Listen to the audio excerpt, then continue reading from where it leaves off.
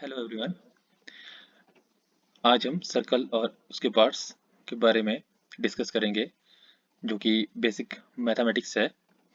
इसमें मैं आपको एक सर्कल की शेप दिखा रहा हूँ। यहाँ पे आप देख सकते हैं सर्कुलर शेप्स। आज हम सर्कल और उसके पार्ट्स जो भी हैं उन्हें हम क्लियर करेंगे। My self Deepak Kumar, TGT non medical, education department, Himachal Pradesh. Firstly मैं सर्कल को डिफाइन करूँगा। ये एक सर्कुलर फिगर है जिसे आप देख सकते हैं। सर्कल की डेफिनेशन है, a circle is a two closed two-dimensional figure in which the set of all the points in the plane is equidistant from a given point. Circle एक टू डायमेंशनल आकृति होती है जिसमें सभी पॉइंट, सर्कल के ऊपर बने हुए सभी पॉइंट एक मिड पॉइंट से, जिसे हम सेंटर कहते हैं, उससे एक इक्वल डिस्टेंस पर होते हैं। अब इसके जो पार्ट्स रहेंगे, तो पार्ट्स ऑफ सर्कल यहाँ पे आप देख सकते हैं। Centre, diameter, radius, sector, chord, segment, tangent, arc, secant, circumference. इसकी एक मैंने लिस्ट बनाई है पार्ट्स ऑफ सर्कल एक एक करके, और मैं इसे डिफाइन भी करूंगा। सबसे पहले है सेंटर। सेंटर एक मिड पॉइंट होता है जिससे सर्कुलर के जो भी पॉइंट्स होंगे वो इक्विडिस्टेंट होंगे। Second point is radius. Radius आपके पास सेंटर पॉइंट से लेकर सरकमफ्रेंस तक की जो बाहरी घेरा होता है, वहां तक की जो दूरी कहलाती है वो रेडियस कहलाती है, जिसे हम हिंदी में त्रिज्या कहते हैं। इसके बाद है डायमीटर। थर्ड पॉइंट डायमीटर, जिसे हिंदी में कहा जाता है व्यास। डायमीटर आपके पास ट्वाइस ऑफ रेडियस भी कहा जाता है, कि जो त्रिज्या का दो गुना हो। तो आप देख सकते हैं सेंटर पॉइंट से इस साइड भी एक त्रिज्या बनती है और इस तरफ भी एक त्रिज्या बन रही है। तो रेडियस का जब डबल कर दिया जाए तो वो क्या कहलाएगा, आपके पास डायमीटर कहलाएगा। ये एक ऐसी लाइन होती है जो सरकमफ्रेंस के एक सिरे से चलते हुए केंद्र को छूते हुए दूसरे सिरे तक पहुंचती है।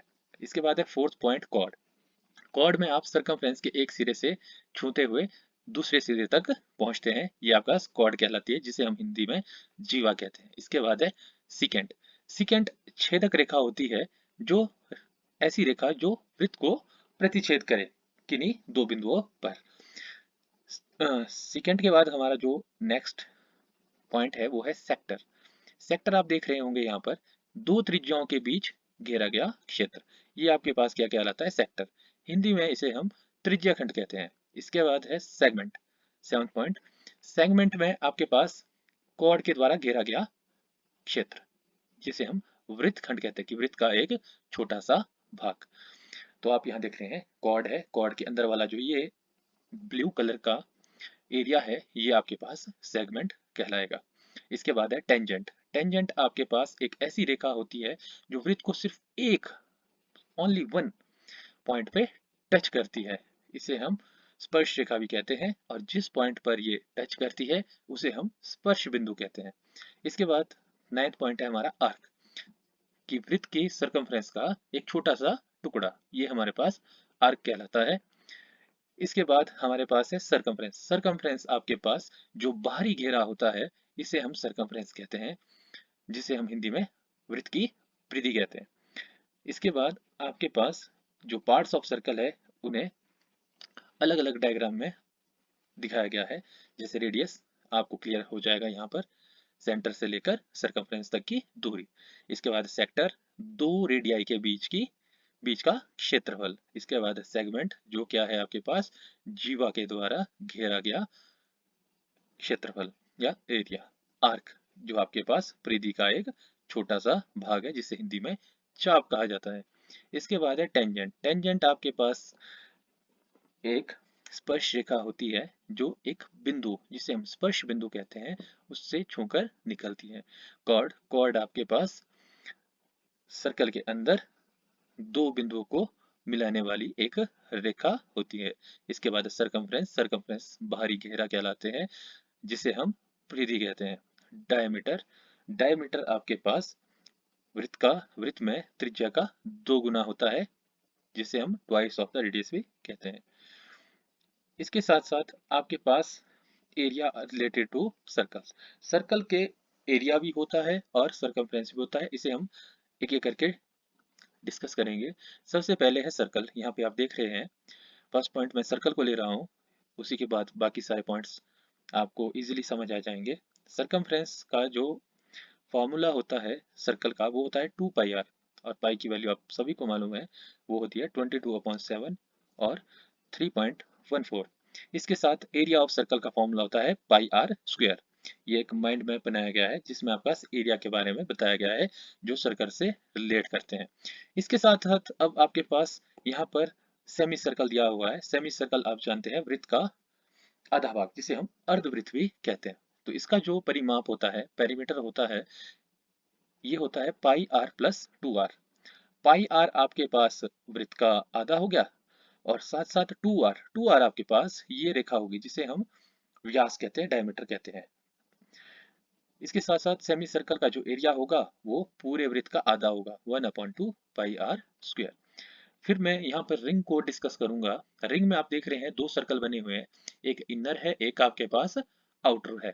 तो इनर वाला जो रेडियस है वो लिया है स्मॉल r से, और आउटर वाला रेडियस लिया है कैपिटल R से। इसका जो पेरीमीटर है ये है 2 पाई कैपिटल R+r। ये आपके पास पेरीमीटर होगा, और एरिया होगा आपके पास pi capital R² minus small r²। इसके साथ साथ आपके पास कुछ यहाँ पर पॉइंट्स वगैरह बताए गए हैं, जैसे कि आपका इस फिगर में आप देख रहे हैं, इसमें आपको क्लियरली बताया गया डायमीटर के बारे में, सीकेंट के बारे में जो हम डिस्कस कर चुके हैं, कॉर्ड के बारे में, पॉइंट ऑफ टेंजेंसी जिसे मैं स्पर्श बिंदु कह रहा था, ये वो पॉइंट है जिससे स्पर्शिका गुजर रही है। इसके साथ साथ आपके पास इस वाली फिगर में सेक्टर और सेगमेंट के बारे में बताया गया है।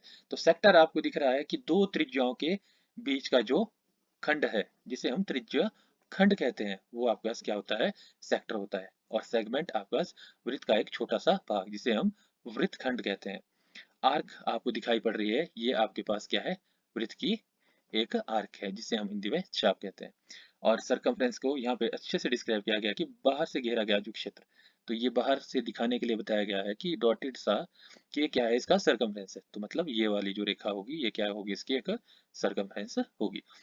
और यहाँ पर आपको बताया गया है सेक्टर जब बनाएंगे तो यहाँ एक एंगल भी बनेगा जिसे हम केंद्रीय कोण भी कहते हैं, और इसे हम थीटा से डिनोट करते हैं।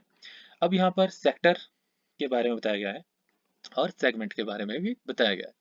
तो सेक्टर में आप देख रहे हैं एक माइनर सेक्टर है, एक आपके पास मेजर सेक्टर है। माइनर सेक्टर आपके पास छोटे वाला भाग होगा जिसे हम लघु त्रिज्याखंड कहते हैं, और मेजर सेक्टर को हम दीर्घ त्रिज्याखंड कहते हैं।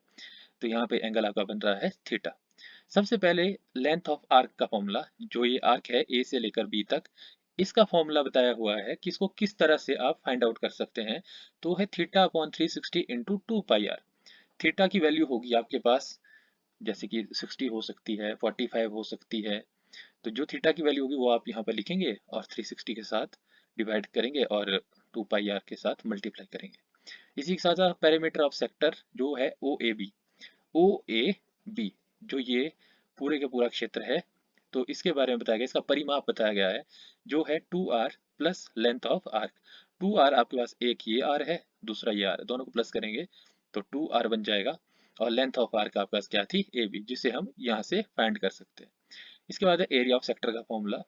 तो माइनर सेक्टर का आपके पास होगा theta upon 360 into pi r², और जो मेजर वाला सेक्टर होगा उसका होगा 360 minus theta upon 360 into pi r²।